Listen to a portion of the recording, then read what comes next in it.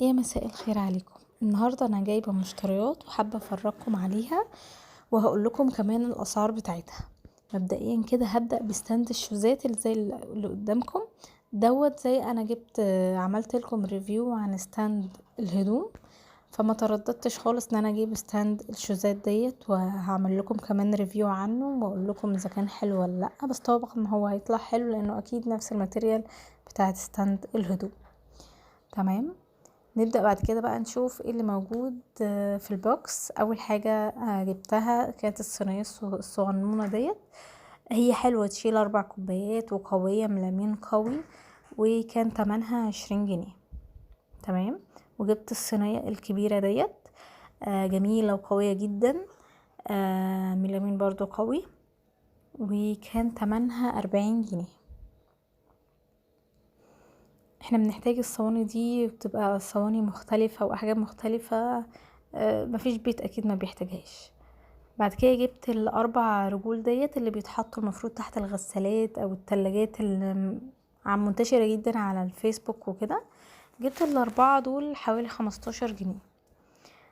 بالنسبة بقى للبوكس دوت، البوكس دوت فيه منتج جميل جدا للناس اللي عندهم اطفال ولسه هيبداوا يتعلموا المشي. المنتج دوت بيبقى عبارة عن زي حزام كده بيتربط في الوسط بتاع البيبي، وبيبقى فيه ليه دراعات بيمسك برضو ايديه، ومن الظهر كده بيبقى طالع زي ايه حزام بتمسكوه من فوق. طبعا انا لسه مجربتوش، هجربه واقول لكم. اللي حابب طبعا يسأل عنه هجربه واقول له اذا كان هي مفيد ولا لا، واذا كان فعلا مسك البيبي كويس ولا لا.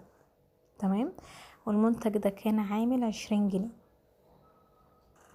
زي ما انتم شايفين دي الايد بتاعته، وهي الايد قوية، بس هي الفكرة بقى ان هو ما يتفكش وانا حاطة البيبي عشان البيبي ما يقعش. نشوف المنتج اللي بعديه، او المنتج الجميل اللي انا ما اقدرش اعيش من غيره. المنتج ده انا عندي واحد منه كان جايلي من بره، فطبعا اول ما لقيته فاشتريته عشان اشوف واقارن اذا كان هو نفس فعلا الماتيريال والخامة والجودة اللي انا شاريها من بره ولا لا. ده عبارة عن زي مطحنة كده بتضرب البصل والفلفل والحاجات اللي زي كده. طبعا هي ما بتاخدش كتير، هي ممكن تاخد بصلة او بصلتين، وفيها 3 شفرات. دي احلى حاجة لما شفتها. وده مضرب البيض كمان. تمام، بيضرب بيض زي ما انتوا شايفينه كده. بيبقى ليه ايد اصلا بتقعدي تشديها زي خيط كده، بتقعدي تشدي في البيض او تضربي يعني الحاجة اللي جوه العلبة. بعد كده المنتج دوت طبعا خلاص بقى في كل البيوت على ما اظن. يعني طبعا مكبس البرجر اللي بتحط فيه اللحمه وكده، وتكبسي وتعملي شكل البرجر الجميل اللي بيطلع دوت، وتفرزيه في الفريزر وتشيليه بقى. ده كان المسمار بيجي معاه عشان تربطي الايد بتاعته.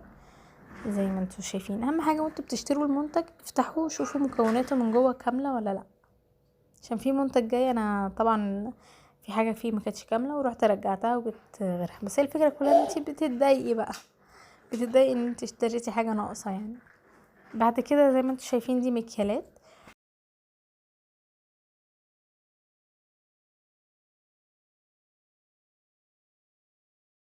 بالنسبه بقى للمنتج دوت، ده المفروض بقى ان هو ايه حامل بيبي للكرسي، والمفروض كمان ينفع يتحط، لو شفته في الصوره على العلبه ينفع يتحط على الشخص. يعني انا مثلا لو هي قاعده البيبي قاعده على رجلي، ان انا امسكه فيا بحيث انها ما تقعش مني، واقعد اكلها مثلا، او مثلا لو انا ماسكه الموبايل مش منتبهه ليها قوي كده يعني.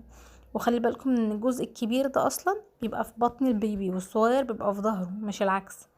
المنتج ده انا جربته ورحت النادي بقى وقلت ايه اخده واشوف بقى البيبي هيقعد معايا وكده. طبعا الكرسي كان مختلف عن اللي في الصورة، فطبعا ما ينفعش خالص.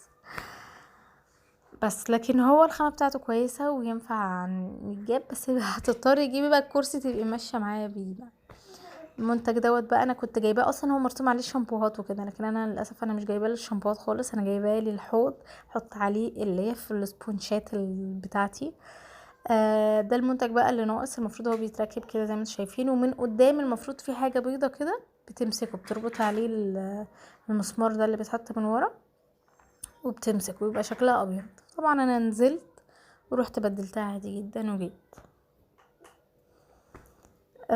بس يا رب بس يستحمل وما يكونش بيدوب مع الميه. ده المنتج بقى انا كنت عايزة زي حاجة بتبشر الثوم. تمام. المنتج ده انا جايباه ب25 جنيه. هعمل لكم ريفيو عنه. المفروض ان انتي بتحطي التومية او ايا كان، ودوت الجزء ده للاسف الجزء ده طلع ما بيبشرش خالص، ده بيشرح يعني بيعمل شرايح. في جزء تاني ورا بيعمل بيفرم. هقول لكم في ريفيو تاني او اجرب لكم اذا كان هو فعلا عملي ولا لا. وبعد كده طبعا لمامة الوبر الجميلة اللي بتتحط في الغسالات، انا مقدرش انا عندي منها 2 3 ورحت جبت منها برضو تاني. المفروض اللمامة دي بحطها في الغسالة العادية مش الاوتوماتيك، في الغسالة العادية. تمام. وبتلملي دي بقى الصفايات اللي انا بستخدمها في الحوض، بتبقى جميلة جدا لو انتي مثلا في خضار وبتعمليه بتسدلك الحوض كده بحيث ان هو ما يقعش في الصفاية. دول طبعا المواسير اللي بتتعلق في المطبخ، دول انا جبتهم كده يعني علشان احط عليهم المعالق بقى الاستانلس والحاجات الكبيرة ديت اللي بتتعلق. دول عارفين اللي هو الدش بتاع الحمام، دول بقى المفروض ان هي حاجة بتسلكوا بقى لما لو في صدى او اي حاجة بينزل الصدى. دول السبونشات اللي منتشرة على اليوتيوب، سبونشات السمايل ديت. كان سعرها 40 جنيه. بصراحة حسيتها غالية بس قلت هي حاجة مبهجة. الكيس الجميل ده اللي مليان 100 كيس، كنت جايبة ال100 كيس ب15 جنيه.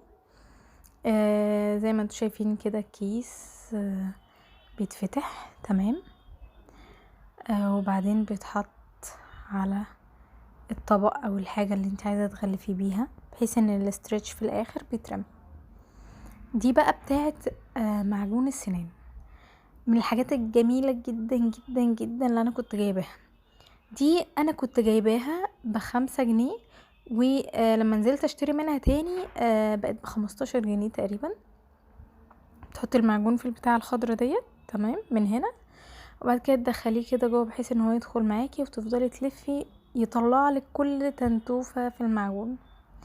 طبعا ده الحجر ده موجود على النت. انا كنت المكنه بتاعتي وقعت اتكسرت فالحجر اتكسر، فكنت بدور على واحده. فالمهم لقيته على النت ب80 وارقام كده غريبه، فلما نزلت جبت الاتنين دول ب15 جنيه. طبعا السبونشات السحريه الجميله اللي مقدرش استغنى عنها. اي بيت فيه اطفال ما المفروض ما ينفعش يبقى عنده كده كراتين منها. استخداماتها كتير، الحوائط بقى وكل حاجه.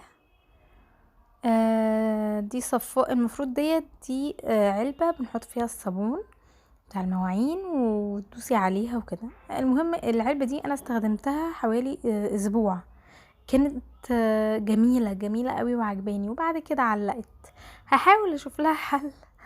ما بقيتش تطلع فاتضايقت جدا، ما بقيتش زي ما انتوا شايفينها كده. كان تمنها 20 جنيه.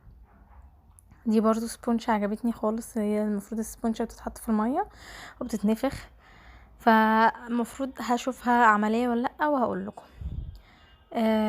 بصوا كان في جوانتين، انا كنت عايزة جوانتي للمواعين وكده. فالجوانتي دوت اللي هو الاصفر دوت كان تمنه 12 جنيه. خلي بالكم وانتوا بتشتروا الجوانتيات بيبقى ليهم مقاسات، بيبقى فيه مكتوب عليه لارج وميديوم وكده. فانا لما جبت اللارج، ولا كان المفروض اجيب ميديوم كمان. والموف دوت بقى بصوا كبير عليا ازاي، كبير برضو. لما جبت الميديوم كان ماسك قوي على ايدي وعرفت اغسل مواعين، وبصراحه ما اتضايقتش خالص وما بيتقطعش. انتوا عارفين الكبير، انتوا عارفين ايه بقى سر ان هو بيتقطع؟ ان هو بيجي كبير عليكي، فانت مش متحكمه فيه ومش متحكمه في الحاجه اللي انت بقى بتستخدميها. عماله مثلا بتتنضفي حاجه فتلاقي الحاجه بتدخل في الجوانتي وانت مش واخده بالك، ما هو كبير عليكي. وده برضو كان كبير عليا، هروح ارجعه. كان عامل 28 جنيه. الاختراع الجميل اللي مقدرش اعيش من غيره، انا بقالي سنه جايباه ورحت جبت منه تاني. اللي هو زي ما انتوا شايفين كده حاجه زي فويل بوتاجاز كده بس واقف. اي حاجه بقى بقليها، اي حاجه بشوحها على النار، ده لازم، ده حبيبي، ده على طول معايا. كان تمنه 25 جنيه. بالنسبة بقى للفويل دوت، هو فويل تاني شكله واقف زي ما هتشوفوه كده. انا الصراحه كنت جايباه عشان احطه في مكان كده، الزقه في مكان جنب البوتاجاز، بحيث ان هو لما يجي ايه آه يعني يتبهدل اروح رميه على طول كده يعني. كان عامل 7 جنيه، فقلت تمام يعني اجيبه، اكيد هيبقى ليه فايده يعني.